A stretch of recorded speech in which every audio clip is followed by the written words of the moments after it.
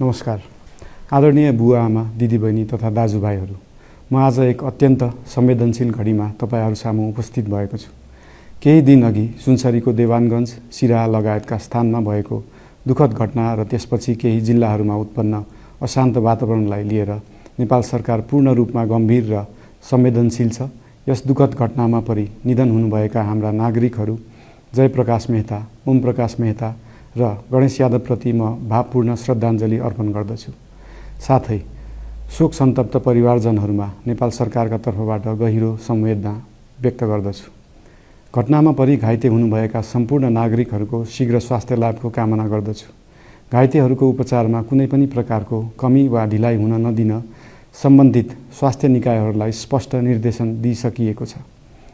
घटना भए लगत्तै सबै सुरक्षा निकायहरूले तत्काल घटनास्थलमा पुगेर परिस्थितिलाई सामान्य बनाउने, थप अप्रिय घटना हुन नदिने र शान्ति सुरक्षा कायम गर्ने प्रयास निरन्तर गरिरहेका छन्। घटनाको निष्पक्ष छानबिन गरी दोषीलाई कडा कानुनी कारबाही गर्न गृह मन्त्रालयले छानबिन समिति गठन गरिसकेको छ। म सबैमा विश्वास दिलाउन चाहन्छु कि यो छानबिन पूर्ण रूपमा निष्पक्ष र पारदर्शी हुनेछ। घटनामा संलग्न दोषी जो कोही भए पनि कानुनी दायरामा ल्याउन सरकार प्रतिबद्ध छ।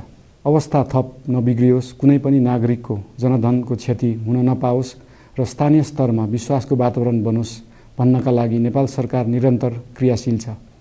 परिस्थिति सामान्यीकरण गर्न केन्द्र स्तरमा सर्वदलीय बैठक आह्वान गरी गहन छलफल गरिएको छ। स्थानीय तहसम्मै जनप्रतिनिधि, नागरिक समाज, विभिन्न धार्मिक गुरुहरू, समुदायका अगुवा तथा सामाजिक व्यक्तित्वहरूसँग निरन्तर संवाद भइरहेको छ।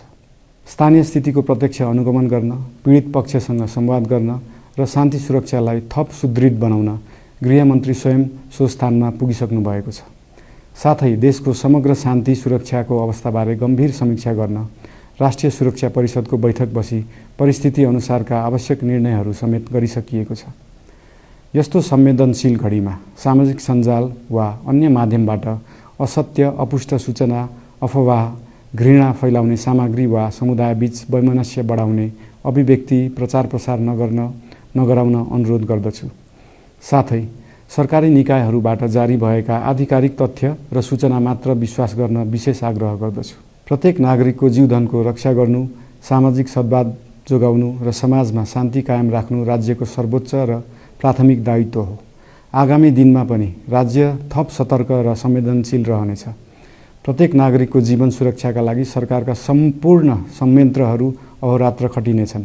शान्ति सुरक्षा भङ्ग गर्ने, अराजकता फैलाउने वा हाम्रो सदियौं पुरानो सामाजिक सद्भाव, सहिष्णुता र भाइचारा खलबलाउने कुनै पनि क्रियाकलापप्रति सरकार पूर्ण रूपमा सचेत छ र यस गतिविधिमाथि कडा कदम चालिनेछन्।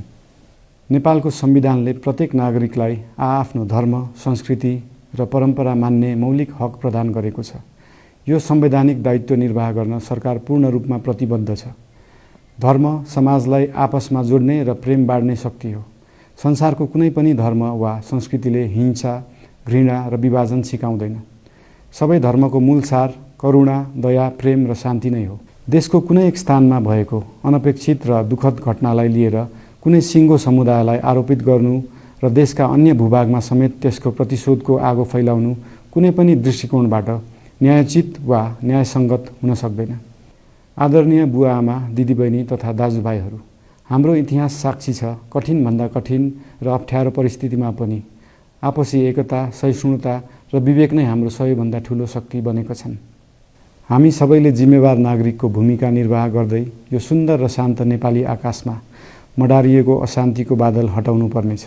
हम आम नागरिक, नागरिक समाज, धार्मिक समुदाय, सब आदरणीय अगुवा, सब राजनीतिक दल आ जिम्मेवार संचार के माध्यम सबके धैर्यता आ संयमता अपना के शांति, सद्भाव, भाईचारा आ राष्ट्रीय एकता कायम राख के लेल सरकार के तरफ से हार्दिक अपील कर रहल छी। धन्यवाद।